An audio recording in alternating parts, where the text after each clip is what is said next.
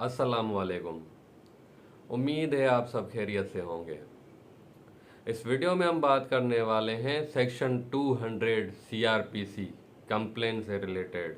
उसके अलावा मज़ीद हम इससे वीडियो में देखेंगे सेक्शन 201, 202, 203, 204। ये सारे जो भी सेक्शंस हैं वो कंप्लेन से रिलेटेड हैं। तो इस वीडियो में हम बात करेंगे इन सेक्शन के ऊपर, कंप्लेन के ऊपर कि कंप्लेन क्या है, कंप्लेन रजिस्टर कैसे होती है, फाइल कैसे होती है या कहाँ पे फाइल होती है, कंप्लेन कौन से ऑफेंसेस की होती है, आया वो कॉग्निजेबल ऑफेंसेस की होती है या नॉन कॉग्निजेबल ऑफेंसेस की होती है, या कंप्लेन की जो है कितनी वैल्यू है। सो इस वीडियो में हम आज ये सारी चीज़ें जानेंगे। कंप्लेन की जो डेफिनेशन दी गई है हमें सेक्शन 2D ऑफ सीआरपीसी में दी गई है। कहता है complain is an allegation through which action can be taken. ये एक ऐसा एलिगेशन है कि जिसकी मद में कोई एक्शन लिया जा सके। कंप्लेन रिटन भी हो सकती है, ओरली भी हो सकती है। ये फाइल कहाँ पे होती है? ये फाइल होती है बिफोर द मैजिस्ट्रेट को, जो आपका जो जिसके पास जुरिस्डिक्शन होगी वहाँ पे वो आप कंप्लेन फाइल कर सकते हैं। ये कंप्लेन आप जो है कॉग्निजेबल ऑफेंसेस की भी कर सकते हैं, नॉन कॉग्निजेबल ऑफेंसेस की भी।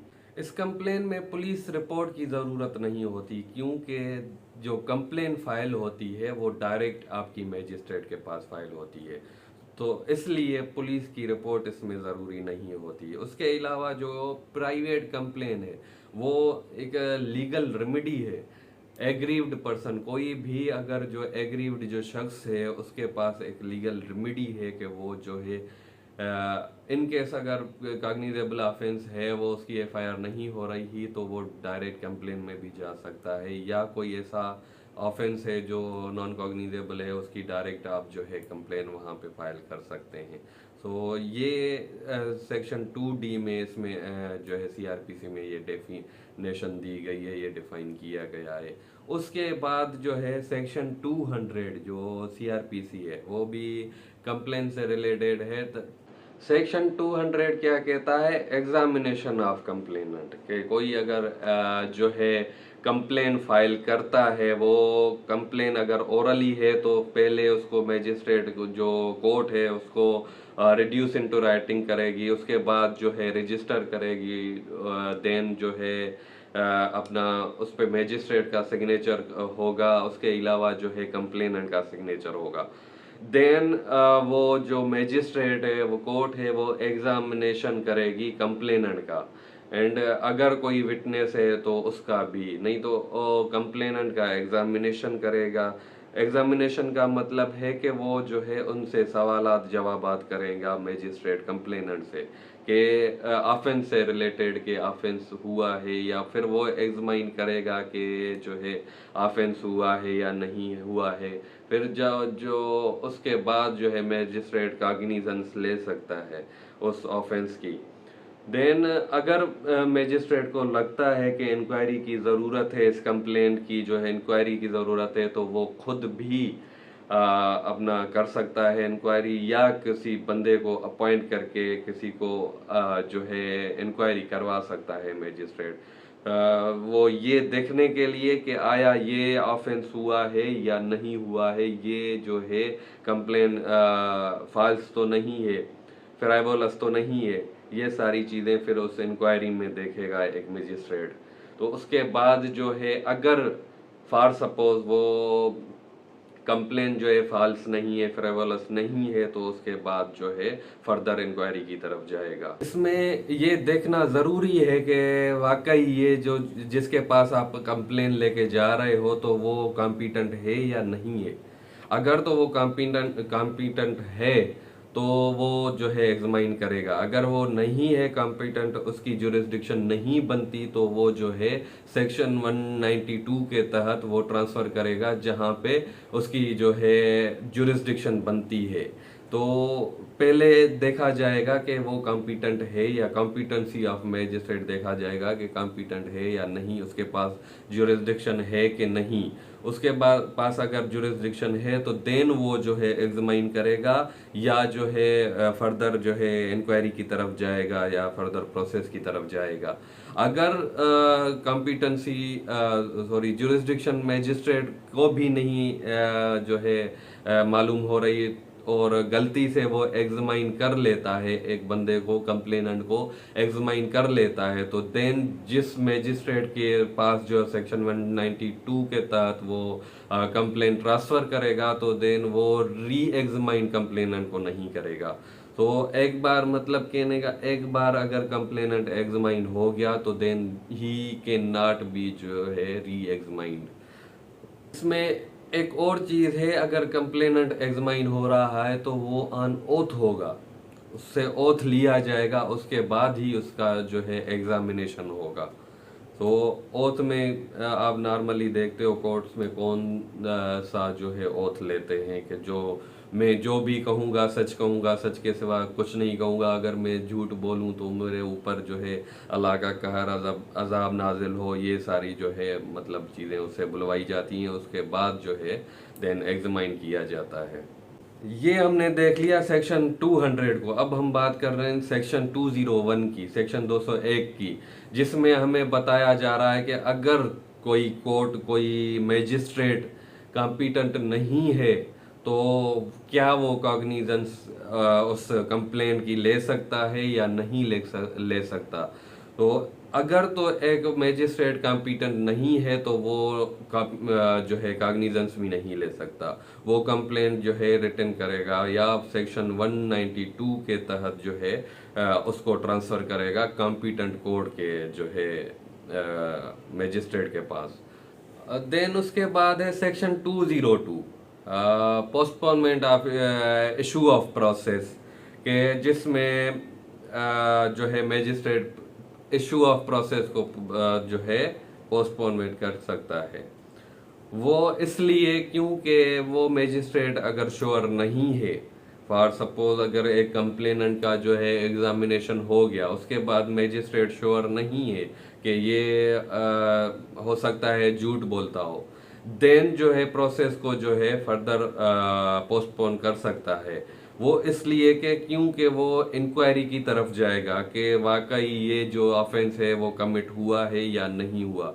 अगर श्योर है 100% के जो है कंप्लेनेंट के एग्जामिनेशन से ही श्योर है तो वो जो है उसी टाइम जो है फर्दर प्रोसेस में जाएगा। अगर श्योर नहीं है तो देन ही कंडक्ट इंक्वायरी। तो इंक्वायरी खुद भी कर सकता है, किसी और दूसरे बंदे को अपॉइंट करके वो इंक्वायरी भी करवा सकता है। तो देन जो है इंक्वायरी के बाद अगर फिर पता चलता है इंक्वायरी में अगर ये सारी चीज़ें सामने आती हैं कि ये वाकई ही कंप्लेनेंट जो है सच बोल रहा है या कंप्लेन जो है वो सही है अपनी जगह पे, वो बिल्कुल बनती है उसकी कंप्लेन, तो then he moves to the next step कि जिसमें वो प्रोसेस इशू करेगा, फिर जो है फर्दर इंक्वायरी, फर्दर जो है प्रोसेस की तरफ जाएगा। अगर इंक्वायरी के दौरान उसको पता चलता है, श्योर हो जाता है कि वाकई ही ये झूठ बोल रहा है कंप्लेनेंट, तो देन वो वहीं पे जो कंप्लेन है वो डिसमिस करेगा। देन है section 203 dismissal of the complaint, कि कंप्लेनेंट किस बुनियाद पे जो है डिसमिस हो सकती है।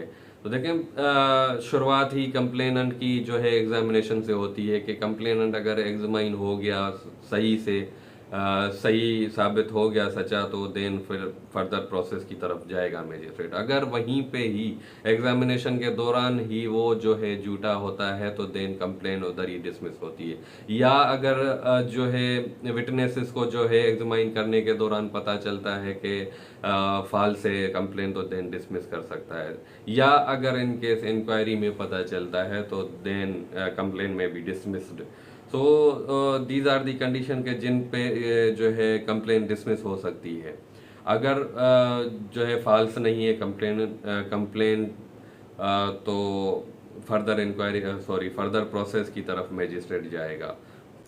देन है सेक्शन 204 इशुएंस ऑफ प्रोसेस, एक मजिस्ट्रेट फिर अगर इंक्वायरी में उसको सेटिस्फिकेशन मिल जाती है, एग्जामिनेशन में उसको सेटिस्फिकेशन मिल जाती है कि वाकई ही कंप्लेन बनती है इनकी, तो देन वो प्रोसेस इशू प्रोसेस करेगा। तो सबसे पहले समन जारी करेगा, समन के बाद जो है अरेस्ट वारंट जारी करेगा, अरेस्ट वारंट के बाद प्रोक्लेमेशन ऑफ एब्सकॉन्डर डिक्लेयर करेगा, उसके बाद लास्ट में अटैचमेंट ऑफ प्रॉपर्टी भी कर सकता है। तो ये सारी चीज़ें हैं इशू ऑफ प्रोसेस में जो आ रही हैं।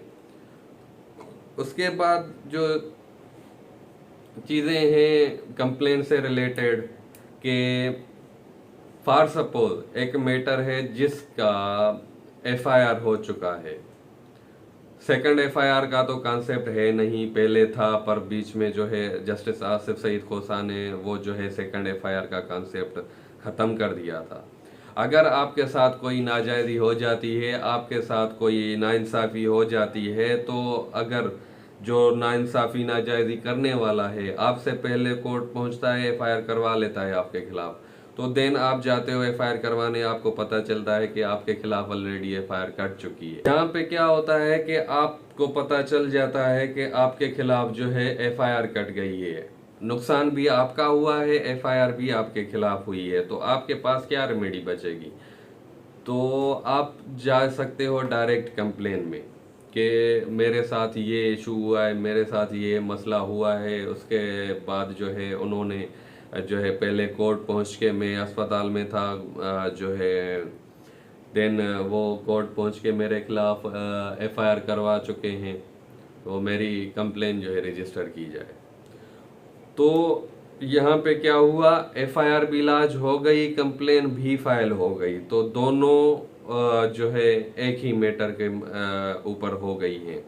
तो क्वेश्चन ये अराइज होता है कि क्या दोनों एक साथ चलेंगे कोर्ट में, मतलब एफआईआर भी उसका भी प्रोसेस चलता रहेगा और कंप्लेन का भी, या दोनों को अलग अलग डील किया जाएगा, या पहले एफआईआर होगी या कंप्लेन होगी प्रोसेस। तो देखें, अगर दोनों एफआईआर और कंप्लेन फाइल हो चुकी हैं तो देन पहले डील किया जाएगा कंप्लेन को, एफआईआर को वहीं स्टॉप करके जहां पे उसकी प्रोसीडिंग थी वहीं पे स्टॉप करके वहीं से जो है शुरू करेंगे अपना कंप्लेन के प्रोसेस को।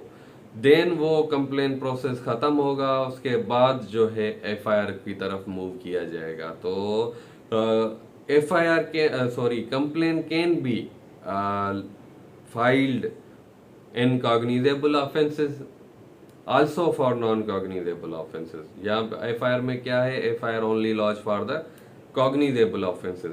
तो ये सारी चीज़ें हैं कंप्लेन से रिलेटेड, कंप्लेन के मुताबिक जो भी हमने आज इस वीडियो में जाना है। आपको उम्मीद है समझ आ गई होंगी ये सारी चीज़ें। अगर आपको कोई बात समझ नहीं आई तो then you can ask me in the question comment section. तो आप वो कमेंट सेक्शन में भी पूछ सकते हैं, या कोई मेरी बात आपको जो है गलत लगी हो तो आप वो प्लीज़ कमेंट सेक्शन में बता सकते हैं। तो thank you so much for watching this video.